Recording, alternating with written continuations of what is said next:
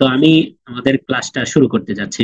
তো এই চতুর্থ ক্লাস শুরু করার আগে আমি আরেকটি বিষয় আপনাদের সাথে চমৎকার ভাবে একটি বিষয় আমি শেয়ার করতে যাচ্ছি, যে আলহামদুলিল্লাহ আমাদের ইলিম লার্নিং এর নতুন একটি আয়োজন, যেটা ইলিম লার্নিং এর ব্যানারে নতুন, কিন্তু আলহামদুলিল্লাহ আমি পার্সোনালি যেহেতু আরো কয়েকটা প্রতিষ্ঠানের সাথে যুক্ত, এবং ইতিপূর্বে আমি 3 থেকে 4 বছর যাবত অনলাইনে বিভিন্ন প্রতিষ্ঠানে আমি কাজ কোরআনের খেদমত করছি আলহামদুলিল্লাহ আল্লাহ তাআলার তৌফিকে। তো অন্যান্য প্ল্যাটফর্মে এই আমার চমৎকার এই কোর্সটি বেশ সারা জাগানো একটি কোর্স, এবং এই কোর্সটি শুরু হয়েছিল ইলিম লার্নিং থেকে, আমরা নতুন ভাবে শুরু করছি। আর সেটা হচ্ছে সালাত অনুধাবন কোর্স। তো এই আপনারা দেখতে পাচ্ছেন সালাত অনুধাবন কোর্স। এই সালাত অনুধাবন কোর্সটা আমি একটু এই কোর্সটা সম্পর্কে জানাতে চাই, যেন এই আপনারা যারা এই সালাত, এটা তো আমাদের ইমান আনার পরে আল্লাহ তাআলার উপরে এবং আল্লাহ রাসূলের উপরে ইমান আনার পরে সবচেয়ে প্রথম যে কাজটি এবং সবচেয়ে গুরুত্বপূর্ণ যে কাজটি, তা হচ্ছে সালাত বা নামাজ। এজন্যই আর এটা যেরকম ইমান আনার পরে সবচেয়ে গুরুত্বপূর্ণ কাজ, প্রথম কাজ, ঠিক তেমনি ভাবে হাসরের ময়দানে অর্থাৎ আখিরাতেও সর্বপ্রথম জবাবদিহিতা করতে হবে এই সালাতের ব্যাপারে। আল্লাহ রাসূল সাল্লাল্লাহু আলাইহি সাল্লাম এই হাদিসের মধ্যে বলেছেন, আউয়ালু মা ইউহাসাবু বিহিল আবদু ইয়াউমাল কিয়ামাতি আস-সালাহ, যে কিয়ামতের দিবসে সর্বপ্রথম যে বিষয়টা জিজ্ঞাসাবাদ করা হবে, জবাবদিহিতা করতে হবে, তা হচ্ছে সালাত বা নামাজের। এই জন্য এই বিষয়টার গুরুত্বারোপ করতে গিয়ে আল্লাহ রাসূল সাল্লাল্লাহু আলাইহি সাল্লাম অসংখ্য হাদিস বলেছেন।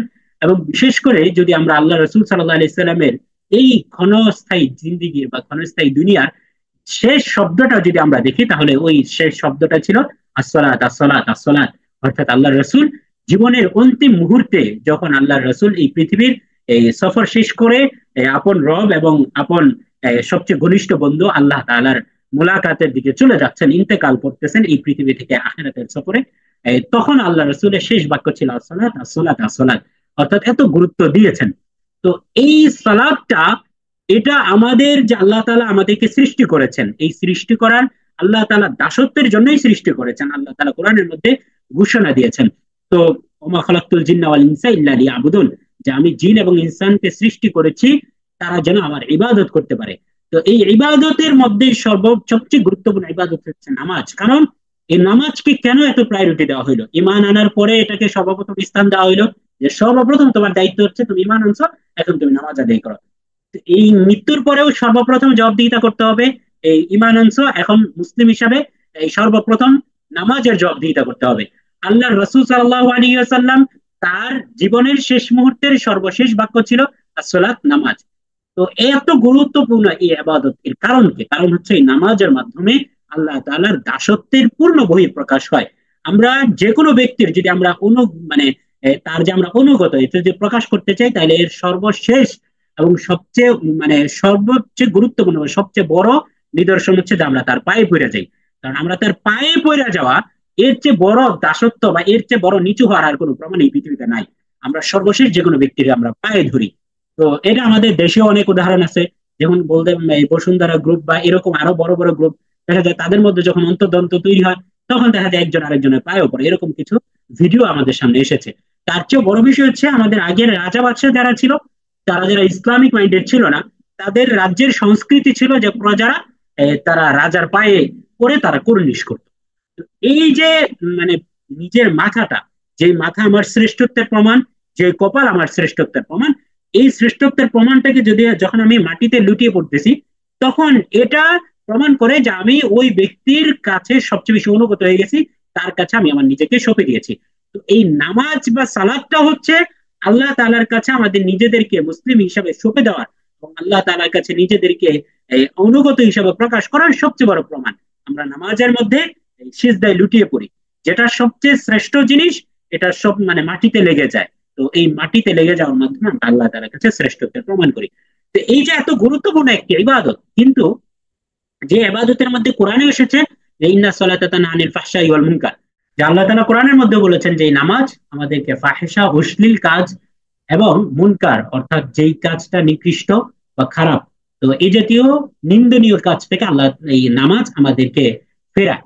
কিন্তু আমরা দেখি যে আমরা 5 ওয়াক্ত নামাজও পড়ছি, আবার দেখা যায় অনেকে সুদও খাচ্ছে, ঘুষও খাচ্ছে, অনেকে অশ্লীল কাজও করতেছে, গুনাহের কাজও করতেছে। তাহলে আমরা 5 ওয়াক্ত সালাত আদায় করতেছি, কিন্তু আমাদের জীবনে তো কোনো পরিবর্তন আসতেছে না, আমাদের জীবনে তো কোনো এই উন্নতি আমরা দেখতে পাচ্ছি না। আমরা গুনাহ থেকে বিরত থাকতে পারতেছি না, অশ্লীল কাজ থেকে বিরত থাকতে পারতেছি না, অন্যায় থেকে বিরত থাকতে পারতেছি না, অপরের হক মারা থেকে বিরত থাকতে পারতেছি না, অন্যের সম্পদ অন্যায়ভাবে গ্রাস করা থেকে বিরত থাকতে পারতেছি না, অপরের উপর জুলুম করা থেকে বিরত থাকতে পারতেছি না। তাহলে নামাজ, মানে নামাজ, কোরআনের কথা হচ্ছে, কোরআন ঘোষণা দিচ্ছে যে নামাজ আমাদেরকে অশ্লীল কাজ থেকে বিরত রাখে। কিন্তু এদিকে আমরা দেখতে পাচ্ছি নামাজ পড়ছি ঠিকই, কিন্তু আমরা তো অশ্লীল কাজ থেকে বিরত থাকতে পারছি না। তাহলে কোরআন তো ভুল হতে পারে না। কোরআন তো যালিকাল কিতাবুল লা রাইবা ফি, এটা এমন একটা কিতাব যে কিতাবের মধ্যে কোনো সন্দেহ নাই। তাহলে কোরআনের মধ্যে কোনো সন্দেহ নাই, কোরআনের ঘোষণা অকাট্য এবং কোরআনের ঘোষণা সুনিশ্চিত। তাহলে কাজের মধ্যে বা ফলাফলের মধ্যে কেন সন্দেহ ঢুকে যাচ্ছে? কেন আমি সালাতের যে ফলাফল, এই সালাতের ফলাফল আমি সঠিকভাবে পাচ্ছি না? তার মানে ডাল মে কুছ কালা হে। বুঝতে হবে যে সালাত যেভাবে আদায় করার কথা ছিল, এই যেইভাবে কোরআনে নির্দেশ দেওয়া হয়েছে, ওইভাবে হয়তো আমি আদায় করতে পারছি না। আমরা নামাজ পড়ছি, কিন্তু আমরা একদম বুকে হাত রেখে বলি তো যে আমরা কয়জন আমরা এটা মানে আত্মবিশ্বাসের সাথে বলতে পারি যে আমি গ্যারান্টি দিতে পারি বা আমি আশা করতে পারি যে আমার নামাজটা কবুল হবে? হাদিসের মধ্যে এসেছে যে অনেক বান্দা নামাজ পড়ে, কিন্তু নামাজ শেষে এই নামাজটাকে একটা কাপড়ের মতো মুড়িয়ে তার চেহারায় ঢিল মেরে ফেলে দেওয়া হয়, এবং নামাজ বলে যে আমাকে তোমার জন্য আমাকে আর দরকার নেই। অর্থাৎ মানে নামাজটা তখন কালো একটা ইয়ার মতো করে তার চেহারা ঢিল মেরে ফেলে দেওয়া হয় যে এই নামাজের কোনো দরকার নেই। কারণ আমরা নামাজ পড়ি, বেশিরভাগ আমরা নামাজের মধ্যে দুনিয়াবি ধ্যান ধারণা চিন্তা ভাবনা চলে আসে। নামাজ কোন দিক দিয়ে শুরু হয়, কোন দিক দিয়ে শেষ হয় তা আমরা বলতেই পারি না। নিজে নামাজ পড়লেও কোনো খেয়াল থাকে না, আর ইমাম সাহেবের পিছনে নামাজ পড়লে তো আমরা নামাজের শুরু থেকে এই চিন্তায় দাঁড়াই যে বাস ইমামের উপরে সব দায়িত্ব অর্পণ হয়ে গেছে, এখন আর আমার নামাজের মধ্যে কোনো দায়ী দায়িত্ব নেই। তো দেখা যায় সালাম ফেরানোর সময় হয়তো বা খেয়াল হয়, আচ্ছা আমি মসজিদে আছি, আচ্ছা আমি নামাজে আছি। এই যে আমাদের নামাজের অপূর্ণতা, আমাদের নামাজ সঠিকভাবে আদায় হচ্ছে না। না মাসালা মাসাইল ঠিকভাবে আমরা জানি, মাসালা মাসাইল ঠিকভাবে আমরা শিখি, বা মাসালা মাসাইল ঠিকভাবে আমরা আদায় করতে পেরেছি। না নামাজটা আমরা মনোযোগ সহকারে পড়তে পারি। নামাজে এই যে হক আদায় করে নামাজ আদায় করা হয় না, বছরের পর বছর জীবন ভর আমরা নামাজ পড়ে যাচ্ছি, নামাজ কিন্তু কবুল হয় না, কবুল হওয়ার উপযুক্তই হয় না।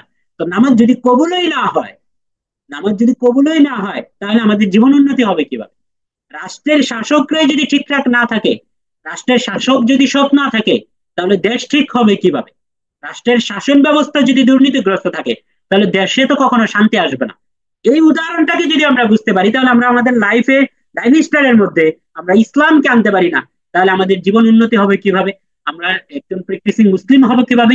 বা আমাদের নাজাতের জন্য আমাদের জীবনটা পারফেক্ট হবে কিভাবে?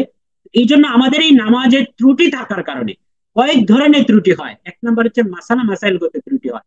আপনি হয়তোবা নামাজের, আপনি মাসবুক হয়েছেন, আপনি ইমামের সাথে নামাজ শুরু করতে পারেননি, আপনি দেখেছেন মসজিদে গিয়ে যে ইমাম সাহেব রুকুতে আছে অথবা রুকু থেকে উঠতেছে, ওই মুহূর্তে আপনি ইমামের সাথে শরিক হলেন। আপনি তো ভাবছেন যে আরে বাস হইলো, আমি তো ইমামকে এই রাকাতে পাইলাম। অথচ আপনি যে রুকুর মধ্যে অন্তত একবার তাসবিহ পড়ার সময়টুকু আপনি পেলেন না, এই রাকাত যে আপনার গণ্য হবে না তা কিন্তু আপনার জানাও নাই এই মাসালা। আপনি মাসবুক হয়েছেন, কিন্তু আপনি নামাজ শেষে আপনি সালাম ফিরিয়ে ফেলেছেন, অথবা মনেও নেই, কথা বলা শুরু করছেন, ওই মুহূর্তে আপনার করণীয় কি হবে এটা আপনি জানেন না। আপনি নামাজের মধ্যে সূরা ফাতিহা আপনি ছেড়ে দিয়েছেন। এই জাতীয় যে গুরুত্বপূর্ণ মাসাইল গুলো আছে, যেমন নামাজের আগে যে আমাদের যে সমস্ত শর্তগুলো আছে, আমাদের শারীরিক মানসিক প্রস্তুতি, অজুটাও আমাদের শুদ্ধ হয় না। এই উজুটা যে মিফতাহুস সালাহ, নামাজের চাপিকাঠি বলা হয়েছে উজুকে, তো এই উজুটাও তো আমাদের অনেক সময় শুদ্ধ হয় না, কিন্তু আমরা জানিও না যে উজুর মাসালা মাসাইল কি।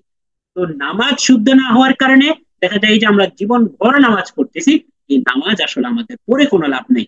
হয়তো আমরা আত্মতৃপ্তিতে ভুগতে পারবো যে আমরা নামাজ পড়ছি, আমি খুব ভালো লোক, বা আল্লাহর কাছে আমি পার পেয়ে যাব, কিন্তু এই দুনিয়াতে আমি নিজের কাছে পার পাইলেও আখেরাতে কিন্তু আমি পার পাইতে পারবো না। কারণ দেখা যাবে আখেরাতে ফাইনাল খাতা খুলবে, প্রত্যেকটা নামাজ আমি পড়েছি, কিন্তু আসলে এটা নামাজ পড়ার মতো পড়া হয়নি। এই জন্য এই যে সংখ্যাগরিষ্ঠ 99.8%, 9% বললেও ভুল হবে না মুসলমানদের মধ্যে যাদের নামাজই সঠিক হয় না।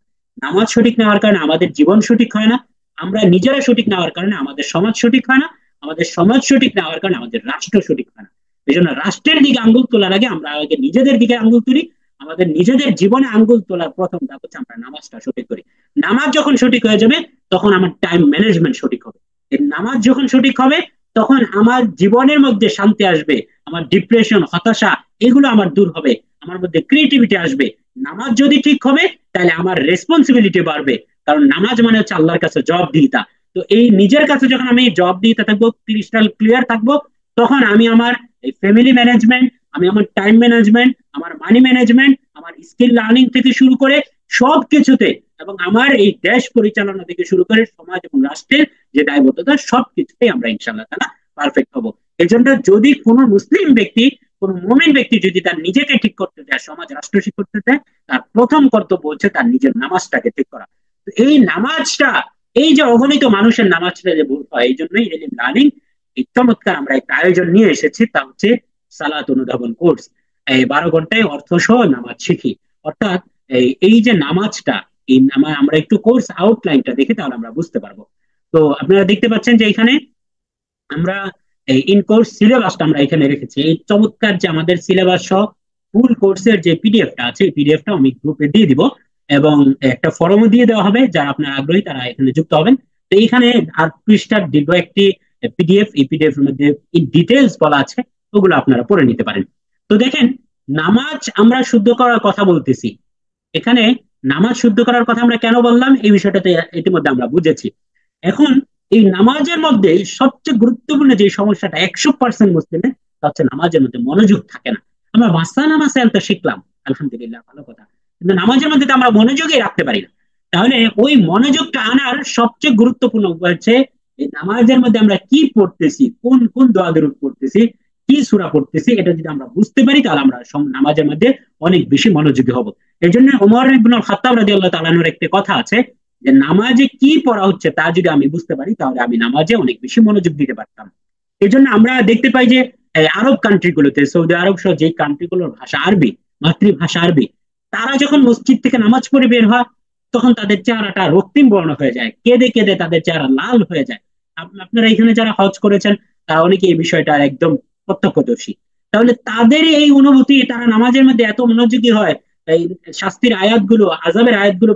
তো আমরা যে বিষয়টি নিয়ে কথা বলছিলাম তা হচ্ছে যে নামাজের মধ্যে ওমর ইবনে খাত্তাব রাদিয়াল্লাহু তাআলা আনহু বলেছিলেন যে নামাজের মধ্যে কি পড়া হচ্ছে এটা যদি আমরা বুঝতে পারতাম, তাহলে আমরা নামাজে আরো বেশি মনোযোগী হতে পারতাম।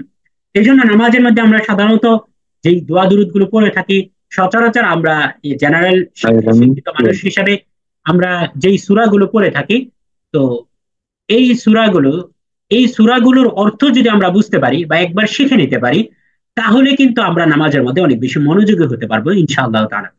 তো এই জন্যই মূলত আমরা এই সালাত অনুধাবন কোর্স আমরা এটা লঞ্চ করেছি, আলহামদুলিল্লাহ। এই আমাদের এই মাস থেকে নতুন একটি ব্যাচ শুরু হবে। তো এই কোর্সে আমরা সিলেবাসে কি কি রেখেছি তা আমি একটু শর্ট আপনাদেরকে পড়ে শোনাই, তারপর আমরা আমাদের কোরআন শিক্ষার ক্লাস শুরু করবো ইনশাআল্লাহ। তো দেখেন, ইন কোর্স সিলেবাসের মধ্যে প্রথমে আমরা রেখেছি 1 নম্বর ক্লাসে ইলম অর্জনের আদব এবং সালাত বিষয়ক আলোচনা। কারণ যেহেতু আমরা ইলম অর্জনের আদব না জানা থাকার কারণে অনেক সময় আমাদের ইলমের প্রতি বেয়াদবি হয়। আমাদের দেখা যায় যে এই যিনি শিখাচ্ছেন তার প্রতি অনেক সময়, শিক্ষকের প্রতি, উস্তাদের প্রতি বেয়াদবি হয়। অনেক সময় যেই জিনিসগুলো দিয়ে শিখছি, যেই ইনস্ট্রুমেন্টস গুলো, কলম, খাতা বা বই, বা যেই বিষয়গুলো দিয়ে শিখছি, এই ইলমের অর্জনের যে জিনিসগুলো, এই উপাদানগুলো, এগুলোর প্রতি আমরা অনেক সময় বেয়াদবি হয়। আর ফার্সিতে একটি কথা আছে যে বেয়াদব আজ এলেম মাহরুম দাস, যে বেয়াদব এলেম থেকে মাহরুম হয়ে যায়। অর্থাৎ আমরা ইলম বলতে শুধুমাত্র এই কালো কালো হরফের যে আমরা রেখাগুলো দেখতে পাচ্ছি, যে অক্ষরগুলো দেখতে পাচ্ছি, এটাকে আসলে ইলম বলা হয় না। এলম সিনা ওয়াসিনা আতা হে, বা বলা হয় যে এলম সিনা থেকে সিনায় আসে। জিব্রাইল আলাইহিস সালাম বলেছেন ইকরা, হে নবী আপনি পড়ুন। তখন আল্লাহ রাসূল জিজ্ঞাসা করেছেন মাযা আকরাউ, আমি কি পড়বো? তারপরে জিব্রাইল আলাইহিস সালাম বলেছেন যে ইকরা বিসমি রাব্বিকাল্লাযী খালাক, যে খালাকাল ইনসানা মিন আলাক, ইকরা ওয়া রাব্বুকাল আকরাম আল্লাযী আল্লামা বিল কলম আল্লামাল ইনসানা মা লাম ইয়ালাম। তো এই যে জিব্রাইল আলাইহিস সালাম, তিনি ওহী নিয়ে এসেছেন হেরা গুহার মধ্যে, আল্লাহ রাসূলকে বলেছেন যে আপনি পড়ুন। আল্লাহ রাসূল বলেছেন কি পড়বো, তিনি কি পড়বেন এই কথাটা বলে দিয়েছেন। আল্লাহ তাআলা তো আল্লাহ রাসূলকে একটা কিতাব দিয়ে দিলেই পারতেন, আসমান থেকে নাজিল করে দিলেই পারতেন, কিন্তু এটা করেননি। কারণ একটা সিনা থেকে, বক্ষ থেকে বক্ষতে যখন যায়, তখন সেটার আসর যেরকম হয়, সেটার প্রভাব যেরকম হয়, এটা একটা বই থেকে যখন সিনাই ঢুকে, তখন সেটার প্রভাব এমন হয় না। তো এই জন্য এই ইলম অর্জনের জন্য সোহবত সবচেয়ে জরুরি। এই বইপত্র পড়ে কিংবা দেখা যায় যে কিছু ভিডিও দেখে যদি আমরা বড় আলেম হয়ে যেতে চাই, বড় আল্লামা হয়ে যেতে চাই, তাহলে এটা সম্ভব না। আমাদের বর্তমান বাংলাদেশে ইসলামকে কেন্দ্র করে যে জাতীয় ফেতনার উদ্ভব ঘটেছে, যে জাতীয় ফেতনাগুলো মাথাচাড়া বা ভ্রান্ত মতবাদ গুলো মাথাচাড়া দিয়ে উঠেছে, তার বেশিরভাগ এই মূল শিকড় থেকে দূরে থাকার কারণে। অর্থাৎ তারা নিজেরা নিজে যেরকম বই পড়ে ডাক্তারি শেখা যায় না, বই পড়ে যেরকম অপারেশন করা যায় না, বই পড়েও কোরআন হাদিসের পাণ্ডিত্য অর্জন করা যায় না উস্তাদ বিহীন। কারণ একজন উস্তাদ লাগে, আর এটাই হচ্ছে নবমী পদ্ধতি, যেটা আমরা হেরা গুহা থেকে আমরা এই শিক্ষাটা পাই। তো এই জন্য তো সহবত অর্জনের কোনো বিকল্পই নাই। আমাদের এলেম অর্জন করতে হলে, সেটা কোরআন শিক্ষা হোক, সেটা কোরআন অনুধাবন হোক, এলেম অর্জন হোক, ফিক শিক্ষা হোক, মাসালা মাসাইল শিক্ষা হোক, যে কোনো ধরনের এলেম অর্জনের জন্য সবচেয়ে উত্তম পন্থা এবং একদম বিকল্পহীন পন্থা হচ্ছে উস্তাদের সোহবতে কি এলেম শেখা। কিন্তু আমরা যেহেতু এই ব্যস্ত থাকি, কর্মব্যস্ত আমাদের জীবন, আমরা অনেক সময় হয়তো বা নিয়মতান্ত্রিক মাদ্রাসায় গিয়ে আমরা রেগুলার ক্লাস করতে পারি না, কিন্তু মুসলিম হিসেবে তো আমাদের ফরজাইন পরিমাণে এলেম জানতে হবে। এই জন্য আমরা বিকল্প একটা সহযোগী উপায় হিসেবে অনলাইনের মাধ্যমটাকে ব্যবহার করে আমরা এই এলেম অর্জনের এই সিলসিলা বা এই ধারাবাহিকতাটা আমরা শুরু করেছি।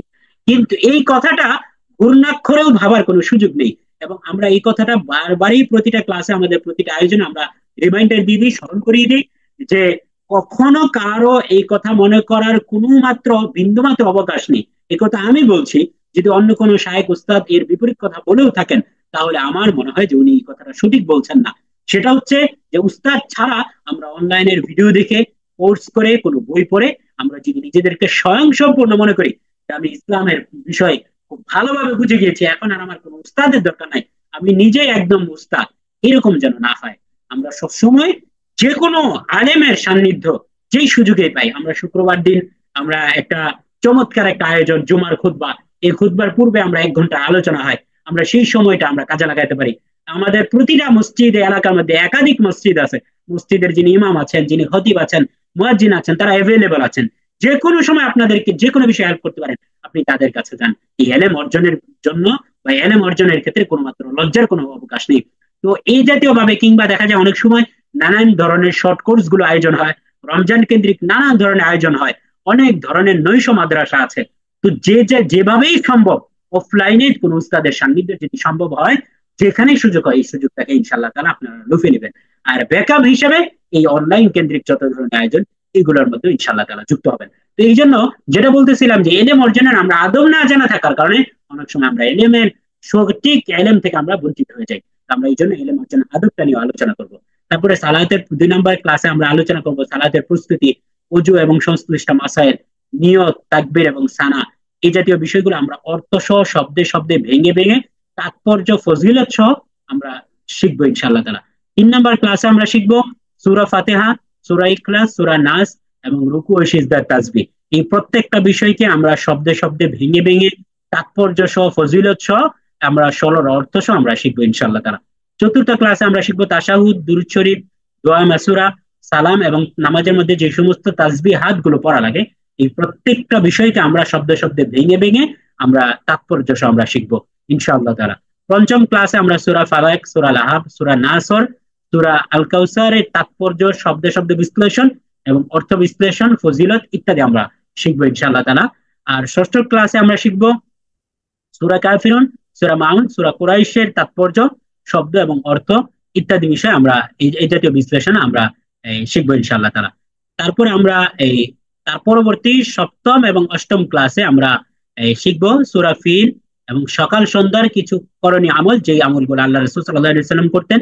আয়াতুল কুরসি আমরা শিখবো, সূরা হাশরের শেষ 3 আয়াত, এই সব কিছুর তাৎপর্য, শব্দে শব্দে বিশ্লেষণ শিখবো, শব্দ থেকে অর্থ বিশ্লেষণ শিখবো, এবং এমন ভাবে শিখবো যেন আমরা আরবি দেখে অর্থটা পড়তে পারি, আরবি দেখে অর্থটা বুঝতে পারি। এবং আলহামদুলিল্লাহ, আপনারা যারা এই আধুনিক পদ্ধতিতে কোরআন শিক্ষা করছে এখন পর্যন্ত যুক্ত আছেন, আমি এতটুকু আলহামদুলিল্লাহ আপনাদের প্রত্যেকের ফিডব্যাক দেখলাম, এবং এতটুকু আপনারা নিজেরাও স্বীকার করেছেন যে খুবই চমৎকার এবং একদম ইউনিক একটা আয়োজন, অনেকে এটা বলেছেন। এবং আপনারা, আমি আশা করি যে আলহামদুলিল্লাহ অন্য অনেক কোর্স, অন্য অনেক সিস্টেম থেকে তাদের থেকে উপকৃত হয়েছে।